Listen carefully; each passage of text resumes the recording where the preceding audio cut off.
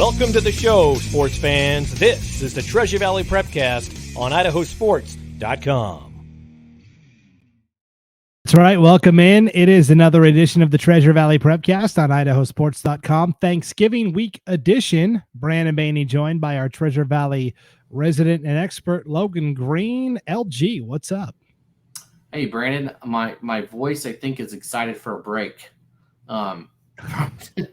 I feel like it's just been so worn out the last few weeks doing so many state playoff games, but it's crazy. We're all wrapped up and done and ready to turn the page here to basketball fully. Yeah, basketball season has already started on the girls' side, and we will go over a couple of early girls' season results. But big news is we talked about it last week. All of our girls' basketball previews were being put up on the site. They're all up there now, and they are smack dab at the top of the homepage, IdahoSports.com. You can't miss it. I mean, it's right there. It's staring right at you when you click. So we've got conference previews for every conference around the state, complete with players to watch, coaches' comments, and the teams that are expected to compete and move on to state. So every conference, every classification throughout the state of Idaho, it's all right on the homepage at IdahoSports.com. Logan, you can do some holiday reading in between seconds and thirds at Thanksgiving dinner. Yeah, why not? I mean, what else do you have to do? Right. Well, you're like me. You're going to be tuned into college hoops, I'm sure, nonstop. Yeah, I will be watching some college basketball, so should be fun. I mean, hey, the FCS playoffs are kicking off as well this week. Me and Brandon, we get to take the week off. You know, that the first round stuff, we don't do that. Our teams get buys. So what if it's Vandals Grizz in the national championship? Yeah, that would be epic. Hey, I'll tell you this much. Because of the way they set the bracket up, like with the first round matchups have to be kind of geographically based. Basically, what ended up happening is the left side of the bracket has kind of all of the subpar teams from the East, and then the right side of the bracket is loaded with all the like quality programs from the West. Idaho snuck into that left side of the bracket. So I think even though they've got the number one overall seed, South Dakota State, which is no doubt that'll be tough. Yeah. Everything else looks really easy to me there. I agree. I mean, I'm like, you look at I know you shouldn't look into the future, but you look and you say Albany is our next choice. Like, I didn't know the Great Danes even played football. So I like our chances there. But hey, you never know. Jason Eck was an assistant at South Dakota State for a long time, so maybe he's got some insider information there that he can use to bring the Vandals home. Yeah, it'll be really interesting for sure. Of course, the Vandals won the Battle of the Domes on Saturday over Idaho State, and now the number 4 overall seed into the postseason. And meanwhile, the sky is falling for BSU fans. Yeah, I know.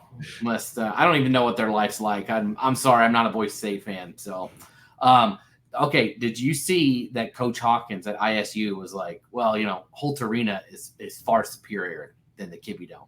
I saw that. Did you see the Vandals social media team made this meme about it? They put that quote above it on Twitter, and then they made the picture of, you know, Michael Jordan from the Last Dance documentary, and he has Joe Vandal's head, and it says, and I took that personally, and and it had and they put it up right after the halftime post where it was 56-0. I thought it was really funny. Sorry, ISU fans, but that gave me a good chuckle. That's funny. Oh my gosh, that's hilarious. Wow. Okay. They did take it personally. They took it out on ISU. Yeah. But, I mean, since ISU was on the road, you know, there was 4 championships there at Holt Arena, which, all joking aside, is extremely nice. The upgrades. It is. It's awesome. The seats are nice, comfortable. The modern folding seats, which I do think is better than the bleachers that you get at the Kibbe Dome. So, and it's much better than those bucket seats that they used to have there. So much improved. And I tell you, even both nights this weekend had a lot of people. Obviously, the 5A and 3A game the 5A game was almost full for the whole thing. But even the night before, both teams, Westside, Declo, Butte County, and Oakley, all brought a ton of fans. It was a great environment, at least in the Kibbe Dome or in Holt Arena. I don't know how it was up at Kibbe. But for our games, it was great. It was a great environment for both of them.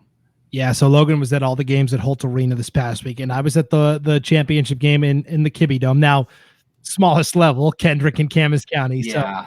it wasn't like, thousands of people, but the fans that were there were boisterous and made a lot of noise, and it was still a good atmosphere, I thought. So all's well that ends well there. The one championship, ironically, that wasn't at Holt Arena or the Kibbe Dome was the one championship that involved the Treasure Valley team, Logan. It was held at Albertson Stadium at BSU on Friday night. Hillcrest and Bishop Kelly. This turned out to be the best game of the weekend. Yeah, phenomenal game. The ending, whether you agree with it or not, was a wild ride. And I don't know if I fully so it's funny, I was walking around taking pictures and videos at one of the games at Holt at the time it was ending. So I was listening to Lucas and Ryan call the end of the game. And I got to say, if I was Bishop Kelly and I happened to lose with the way that ended, I would have been a little upset. I mean, we could talk about that in a little bit, the way that it went down to the wire. But, yeah, it was a great game, good finish. And this, definitely got the best. I feel like all classifications, we got the best two teams left. Whether it was a blowout or not, I think we got the best teams that were there. And this one clearly showed it. Yeah, I mean, let's go ahead and let's just tackle the elephant in the room here. A week ago on this Prepcast, I came in and predicted a Hillcrest win, and not even like a tight win. I thought Hillcrest was going to come in and really establish themselves. And I'm sure you saw some. We got all these comments on Instagram and stuff, and there was Bishop Kelly players and fans posting like, hey, don't doubt us, Idaho Sports. And I was responding. I was saying, hey, that was Brandon. That wasn't me. I picked you guys. I made sure to let them know that it was Brandon and it wasn't me. But it's hilarious. If you go look at the comments, there's some that just say, Brandon Baney, Brandon Baney, Brandon Baney. I think you might have given him a little bulletin board material, Brandon. And I'm glad I was on their side from the get-go here. I'm not the villain here. You are. I'm glad to assist any way I can. What do I say? The number one rule is, we want to have fun and we pick the games. And if we're wrong, we got to come back and wear it. So BK Nation, let me have it. I was totally wrong. You guys came through and delivered in a big way. And really, again, it was the defense, I thought, that really set the tone, especially with a couple of key takeaways. They had, for the second week in a row, a pick six, an interception that was returned for a touchdown. And, of course, the steady running of Peter Minert, our IdahoSports.com player of the game, 168 yards and 3 touchdowns rushing. But Sam Nell was the defender who returned an interception. He took it back 23 yards for a score. So BK always led in this game. It was 8-0, and then it was 15-6 at halftime, and then it was 15-12. But then BK led 22-12 going into the fourth, and they were up 29-19. And then Hillcrest kind of slowly started making this comeback, and we're thinking, oh man, is Hillcrest going to do it?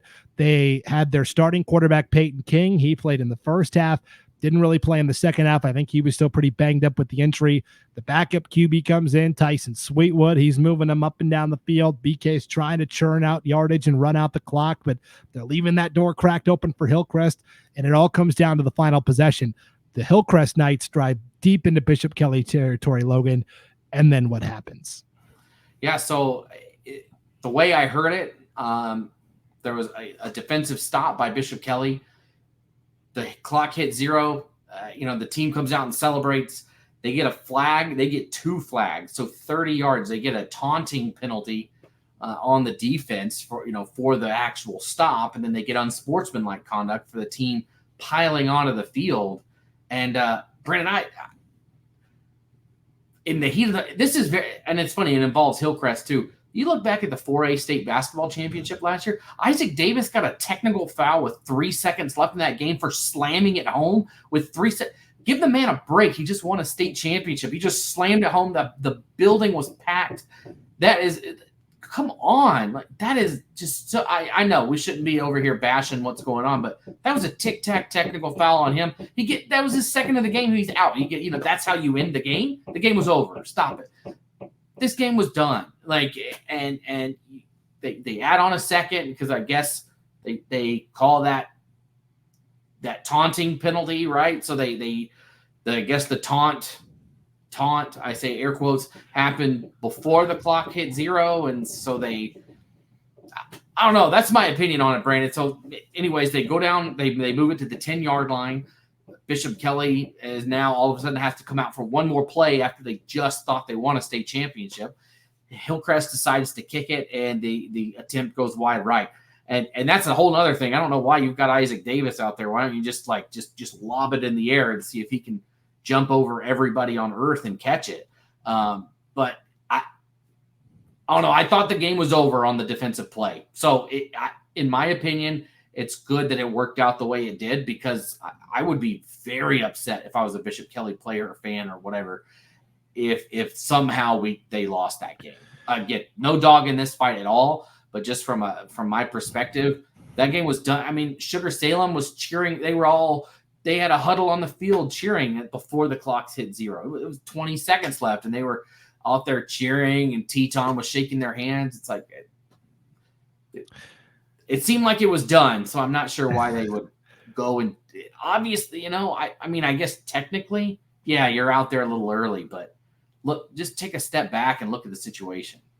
Yeah, so without seeing it, I haven't watched the game at all. I, like you, was listening, and Lucas Gebhardt and Ryan Luke did a great job of describing the action. It was awesome. Yeah, they did great. They were awesome.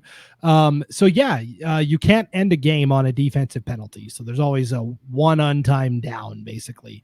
And initially I'm thinking, okay, it's a personal foul.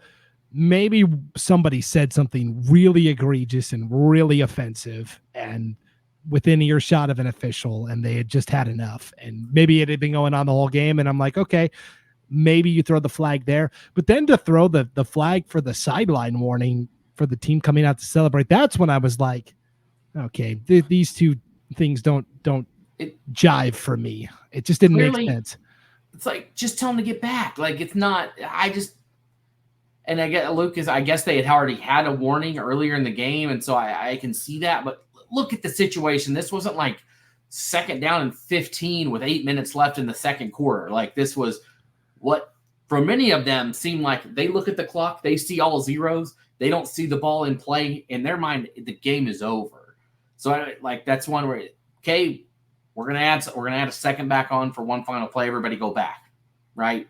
But it's, in my opinion, it's good it worked out the way it did. Because I think that would have been a very sour taste in the mouth of Bishop Kelly if something were to have happened there.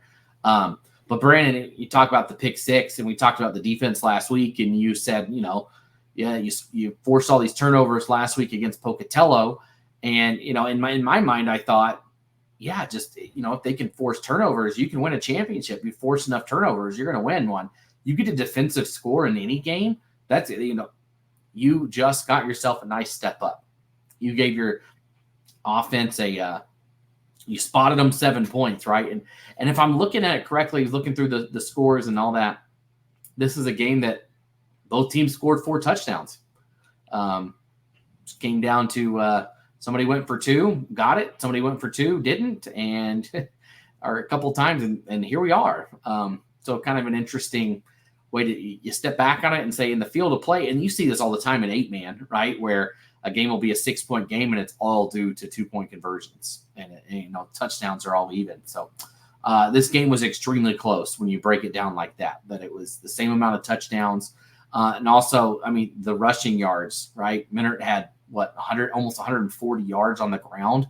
That's just a dominant performance, and to do it in a state championship game, take your hat off to him. I mean, he was the bell cow back all year, and really the last 2 years for Bishop Kelly. I'd be interested to see.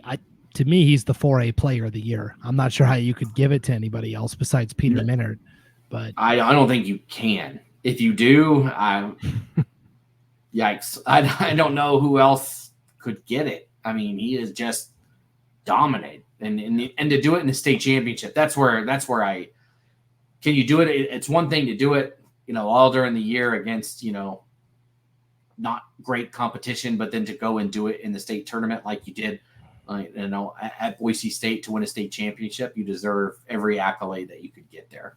Yeah, and I guess really at the end of the day, I shouldn't be too surprised by this because what had Bishop Kelly's problem been in the past in the playoffs? They go up against these high-octane offenses, and they're just not able to get a stop when they need it. That's what happened to them against Skyline last year. But Tim Brennan retires.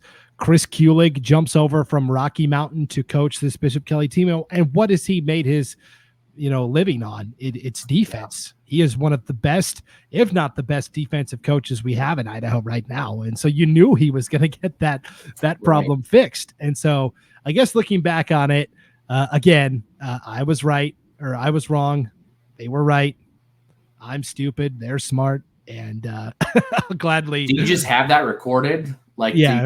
You should just record it so you can just play it all the time, because you say it seems like every week, Brandon. I should. This could be like sports talk radio where I just have it queued up and I just click it. Boom, let it go.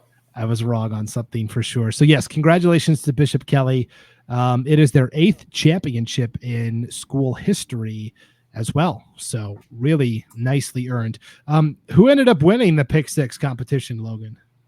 The Idaho Sports. I think Sean won it by 1. You were second, and I was third. Yeah, I knew it was going to be close. I was talking to Sean earlier today on the East Idaho Prepcast. So every week, the IdahoSports.com Prepcasters, we pick 6 games, and we kept track of the standings all year. And it came down to this final week, the championships, and everything was really bunched together tightly. And I was a game behind Sean. I finished a game behind Sean. And he went back and looked at how he and his celebrity picker did. It was his 6-year-old son. His son went 6-0, Logan. Yeah, he nailed it. Got everything right. Of course, right? We knew it would come from the other side. That's where it would come from. Like, it wasn't going to be one of us. Yeah, definitely not. So a 6-year-old correctly predicted all the games, and we didn't. So great. So anyways, congratulations to Bishop Kelly. 29-26, the final, and go celebrate BK Nation. And otherwise for football, Logan, that was it from the Treasure Valley. So we can kind of turn the page. Yeah. Go to winter sports. So let's talk basketball quickly. I mentioned girls basketball previews are up on the site at IdahoSports.com. We also polled all of the coaches and got preseason conference polls that we'll be posting on Tuesday on IdahoSports.com. Preseason polls for every league in the state of Idaho. But quickly, give you a little sneak peek here. Here's kind of what coaches in the Treasure Valley signaled in terms of teams to look out for. 5A, Boise, overwhelming favorite. I mean, they return Avery Howell, who has committed to USC for women's basketball. They bring back Clark and Patrico, and they got a couple of transfers in as well. That is a super team down there at Boise. At the 4A level, Logan, Bishop Kelly, but it was close. It was very close. BK did lose the conference player of the year, and Caroline Knott and a couple of others, but they bring back some impressive post players as well. And Jordan Carnell also, she was the 6th man of the year last year. So we'll keep an eye on that for sure. And then at the 3A level, Logan, of course, Parma has been such a good team the past couple of years. They were picked first. They still have Riley Calkins, who's a tremendous player. 2A was Melba. Melba just beat Parma, actually, in non-conference action this weekend, which was an interesting outcome. 1A D1, Logan, is a hot mess. There's 11 teams in this league. There was like 5 or 6 teams that all got first place votes, but Liberty Charter was the team that was picked there. And then in the long pin conference, we actually had a tie for first place between Council and Tri-Valley. And the big storyline there, Logan, is that Michaela Hart, the 6'1" center for Council last year, was she the state tournament MVP? I mean, she was. Yeah. If it wasn't her, it might have been Iveson, I think. Yeah. Anyway, she was all state, all conference, 6'1" imposing presence. She moved to Tri-Valley. She's playing for Tri-Valley. So. I did not realize that. Yeah, so she played volleyball for Tri-Valley this year also. So that's kind of the big storyline there. So Council and Tri-Valley were both picked co-number 1s. So that's a big pickup. Like, literally, she's good. And yeah, literally, yes. Wow. I mean, it's like people forget Tri-Valley, they won a state championship, 3 years ago? Like they're not that far off of winning one on their own. So that it will be an interesting storyline to follow throughout the year. And you can read all about it in our long pin conference preview written by Will Henneke. He did an outstanding job with it. That's just one of the 30 or so previews we've got up on the site for all the conferences at IdahoSports.com. Which girls basketball team are you most excited to watch this year in the Treasure Valley, Logan? I mean, it sounds cliche, right? And to go high and to go big, but Boise, I mean, Avery Howell she's fun to watch. Like, I think that's just, it is what it is. I think from that perspective that she's fun to watch, and she's really good. Obviously going to play for USC. Whenever we've seen her play, she just tears it up. And it's not often that we get to see such great basketball players at any level in our state, men's or women's basketball. And so it's a treat anytime you get to see somebody like that out there. I'm curious to see how Middleton does with Coach Blackwell there. She took over 2 years ago, about halfway through the season, and I thought they played really well with her. Then somebody else was hired last year for the job. They only are there for 1 year. Now she takes over full time there. She's already 2-0 to start off the year there at Middleton. They're going to play up in your face defense. And you know what? They're a young team. They didn't lose anybody from last year. And so you wonder if they'll be able to maybe take the next step and compete a little more in the SIC. If their defense can get in their face. Again, they were a young, small team last year. But that'll be another interesting storyline to watch as well. Yeah. 5A. So the coaching carousel has kind of been interesting as well. So you mentioned Marianne Blackwell is now the head coach for the Middleton girls. She replaces Brad Huter, who went from Notice to Middleton last year, right, for one season. Mm-hmm. He's now back at Notice. He's back coaching the Lady Pirates. So Brad Huter is back to Notice coaching the varsity girls there. So he returned home, which is good to see. And then another big storyline at the 2A level, Logan, is their new coach is Tara Lake, and she has been an assistant at Middleton the past couple of years. And all of these coaches have daughters, not Coach Huter, but Coach Blackwell has Zoe Blackwell, right? Who's a phenomenal player. Yeah. And Coach Tara Lake has a daughter, Xavier Lake. And she is really impressive and had been a sub-varsity player for Middleton in that program. I had an opposing coach from the WIC tell me, quote, she was a handful to guard in Summer League. So look out for Xavier Lake at New Plymouth this year also. Yeah. So it's going to be, there's a lot of good movement around the conference, around some of these teams. So, I mean, Middleton, I think they only Nampa only scored 4 points on them the other night. That's hard to do. I know Nampa's not as strong as a team as they've been in the past, but to do that on a 5A team is, and they've got another Robin Flowers didn't play last year, and when she was a sophomore the year before, she did really well. And I don't know, that's just an interesting team in my view that I don't think a lot of people are talking about them that might surprise people throughout the season. Yeah, and so we should also point out Nampa. We talked about this during girls' soccer season where Nampa decided to have an independent schedule and not be a part of the SIC. They are doing the same thing in girls' basketball. They're an independent. They're not really part of the SIC this year. They're going to play some of the SIC teams, but not the, not like Boise and not the Boise's, Owyhee and whatnot. So we really hope they can get things turned around. They, of course, were denied in their petitions down by the IHSAA earlier this year. So, good luck to the Nampa ladies as they navigate the season. So we talked about Melba beat Parma over the weekend. That was a big early season showdown between, 2A and 3A powers. And also you had the 5A schools, Logan, Boise, Owyhee, and Mountain View. They hosted the teams from the north, Coeur d'Alene, Lake City, and Post Falls. They all came down for a little 3-day set. Boise goes 2-1. They beat Post Falls. They beat Coeur d'Alene, which was impressive, but they lost to Lake City in the opener. They played Lake City on Thursday and fell 49-43. they got the sweep. That's impressive for them. They came down and just rolled through. I think a lot of people, Coeur d'Alene obviously did what they did last year. Boise is also, a top pick. But neither one of them came away unscathed over the weekend. That it was Lake City. That was surprising to me that it was them that came away undefeated through all of these games. Yeah. So results that are going to stand out, right? Boise falls to Lake City 49-43. They turn around and beat Coeur d'Alene 53-43. They get a nice 10-point win, and then an easier one against Post Falls.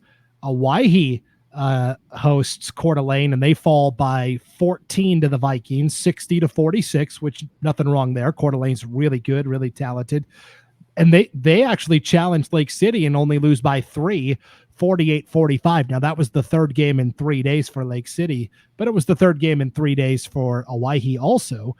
And right. Owyhee made a huge comeback and nearly pulled it off, but they fell by 3. Yeah, and Owyhee is going to be another one of those teams to watch once again, right? They did well last year, and they're going to be right back in the thick of things again this year on the girls' side. I mean, obviously they're going to be good on the boys' side. We all know that, but for the girls, they're going to be right there in the mix, and you can see it right there in that game. It'll be fun to see how they do against the top tier of the league. Yeah, Mikhail Roy is back, Riley Beck, so many of those great performers from Owyhee a year ago. But that's kind of the consensus among coaches is Boise and Owyhee at the top this year. They won't play until January, which is good. That'll give us plenty of time to get ready. Prep it up, to hype it up, I guess. That's right. We did talk about, though, girls basketball starting, so early. Boise's already played 6 games, Logan. They're 5-1. Crazy. I hate that. That's like a quarter of their season already. Yeah, it's wild. And, it's always fun when you do those 3 games in 3 days. We've seen that with the boys' side a couple of times over the last few years where a team, 3 teams from down here will go up north, or 3 teams from up north will come down here. Fun to see it getting going on the girls' side as well. Yeah, and we should mention there are 3 schools that are coming north to play Coeur d'Alene, Lake City, and Post Falls again in the first week of December, Logan. So November 30th, December 1st, December 2nd. So that's next Thursday, Friday, Saturday. Eagle, Meridian, and Rocky Mountain are all coming up north here. So yeah, it's fun that they get all of those. Sorry, that's my 1-year-old. That's all right. They and then that should be fun for them. I think it's good, right? You get to see other teams, and I think look at football.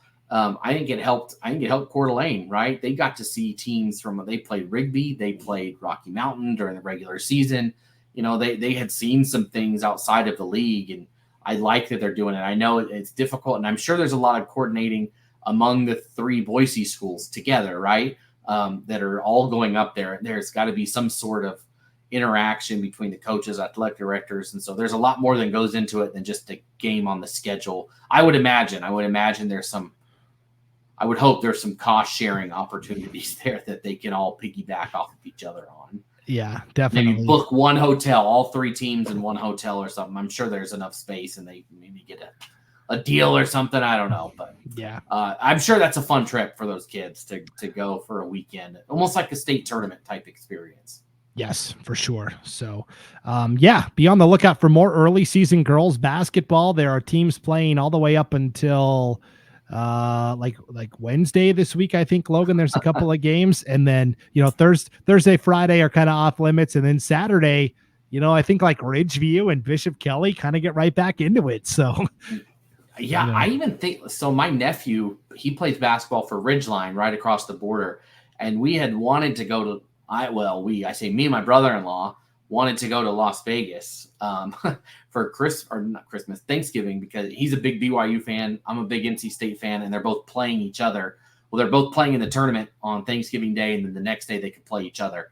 So we thought that would be awesome to go do, but my nephew I think he might even have one on Thanksgiving. Like that morning, he's either got to practice Wednesday night or Thursday morning, Thursday night, or something on Friday. Like they high school hoops, they just ignore that day. It doesn't exist to them, or they pretend that it's not a holiday, Maybe they give you the 12 hours in the middle of Thanksgiving Day, but anything outside of that is not off limits. Yep. Well, somebody just rang my doorbell, so the dog, yeah, they love that, don't they? Yeah, my dogs love that. So I think that's our cue to wrap it up, Logan. Why don't you? I mean, there wasn't a ton left to go over, and this week is a very slow week, like you said, with Thanksgiving. So we'll be back next time. Yeah, I was going to say, take it on home, Logan. You did great.